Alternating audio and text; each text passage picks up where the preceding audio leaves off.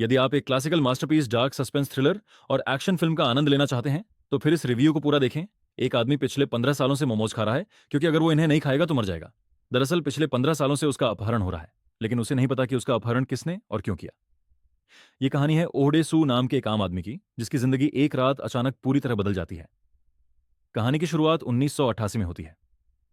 ओहडेसू एक शराबी और लापरवाह पति और पिता है। अपनी बेटी के जन्मदिन की रात वह नशे में धुत होकर पुलिस स्टेशन पहुंच जाता है। वहां से छूटने के बाद उसका अपहरण कर लिया जाता है। जब उसकी आंख खुलती है तो वह खुद को एक अनजान होटल जैसे कमरे में पाता है। यह कमरा बाहर से बंद है और उसे कोई अंदाजा नहीं है कि उसे किसने और क्यों कैद किया है।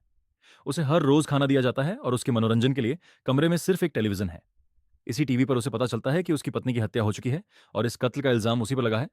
15 साल की कैद, दिन, हफ्ते, महीने और फिर साल बीत जाते हैं। ओहडेसू को उसी कमरे में 15 साल तक कैद रखा जाता है। इस लंबे और अकेलेपन से भरे समय में वह लगभग पागल होने की कगार पर पहुंच जाता है। वह खुद को शारीरिक रूप से मजबूत बनाता है और उन सभी लोगों की एक लिस्ट बनाता है जिनसे उसने कभी दुश्मनी की थी, ये सोचते हुए कि उनमें से कोई एक उसका अपहरण करता हो सकता है। एक दिन 15 साल बाद उसे अचानक आजाद कर दिया जाता है। उसे नए कपड़े, पैसे और एक मोबाइल फोन दिया जाता है। अब ओहडेसू का सिर्फ एक ही मकसद है, उस इंसान को ढूंढना जिसने उसकी जिंदगी के 15 साल छीन लिए, और उसे बदला लेना।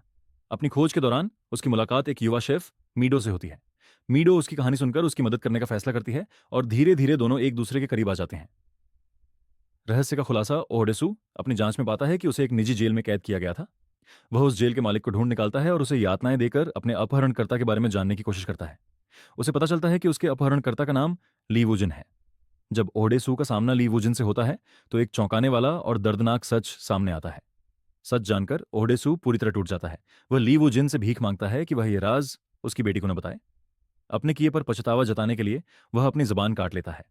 अपने बदले के इस भयानक अंत को देखकर और यह महसूस करके कि उसका मकसद पूरा हो गया है, ली वुजिन खुद को गोली मारकर आत्महत्या कर लेता है। फिल्म के अंत में ओडेसू एक हिप्नोटिस्ट के पास जाता है ताकि वह उसके दिमाग से यह याददाश्त मिटा सके कि मीडो उसकी बेटी है। फिल्म का अंतिम दृश्य दर्शकों के लिए एक सवाल छोड़ दिया जाता है कि क्या वह सच में सब कुछ भूल पाया है या नहीं।